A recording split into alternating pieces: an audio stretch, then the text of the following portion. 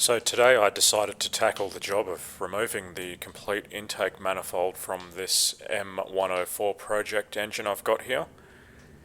It's actually not very difficult. Most of the bolts are easily accessible, other than a couple that are down below, but I discovered a little trick that makes that quite a bit easier. I just started by getting the easy to access ones started first.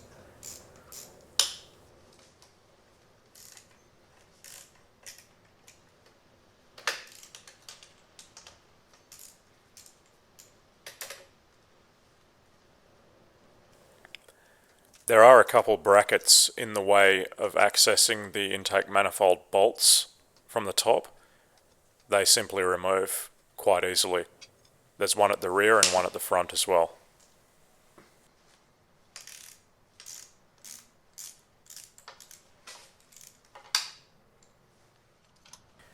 There's two support braces for the intake manifold that bolt onto the block itself.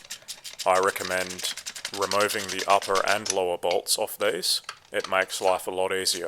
I found that out a bit later.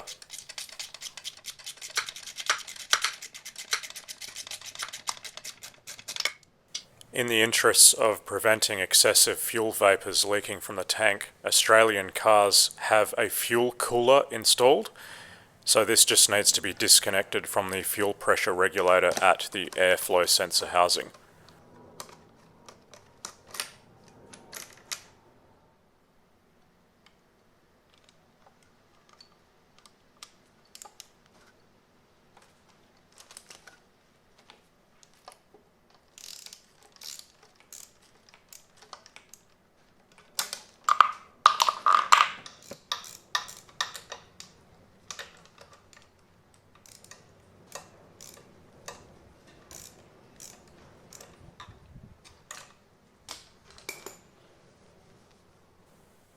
Removal of the complete dipstick assembly is required as it blocks access to a couple intake manifold bolts.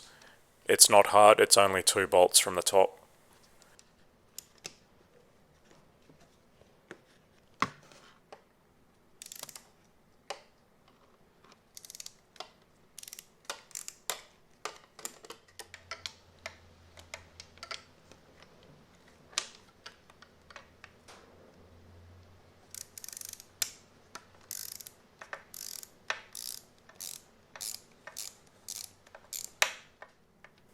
Everything made out of rubber on this engine is absolute junk, so I'm not taking a lot of care removing these hoses. I in fact just broke them off because I'm going to be replacing them anyway.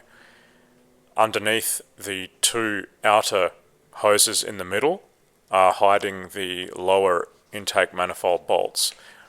You don't have to access them this way. This way gives you access from the top to loosen them, but you can actually do it from the side underneath the intake manifold, which I discovered later as well.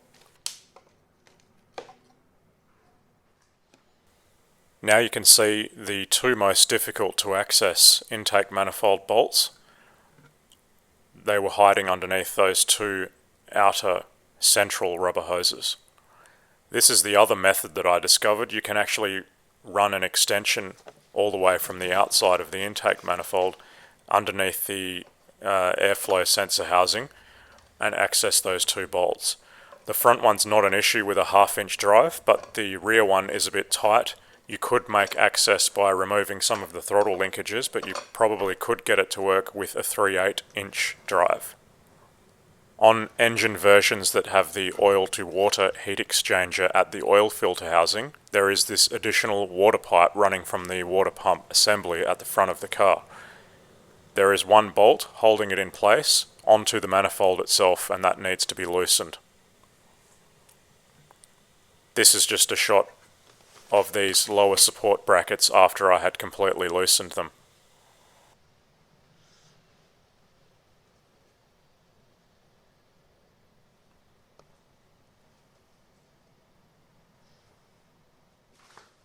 That's pretty much all there is to it. It's not really that hard. Just don't forget to disconnect the cruise control linkage from below. I failed to mention that before. And also this engine doesn't have the wiring harness installed as it's not in the car, so that's something else you would have to remove before doing this. Now this crank angle sensor wire that I'm currently caught on is not supposed to run over the top of the engine. It's clearly not original. The original way is underneath the manifold along those lower support brackets, so that's something else to keep in mind. Now is a rare opportunity to see, up close and personal, what is hiding underneath the intake manifold of a early version KE Jetronic M104. This is the version with the water to oil heat exchanger. You can see when someone changed the water pump last, they didn't even replace one of the bolts. And that is the hardest to access bolt, so I kind of understand, though I wouldn't accept that personally.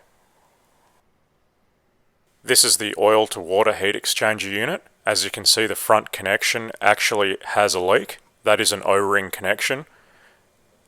The other end just feeds into the block. I'm not sure what the situation is on cars that have the oil to air heat exchanger mounted under the left fender.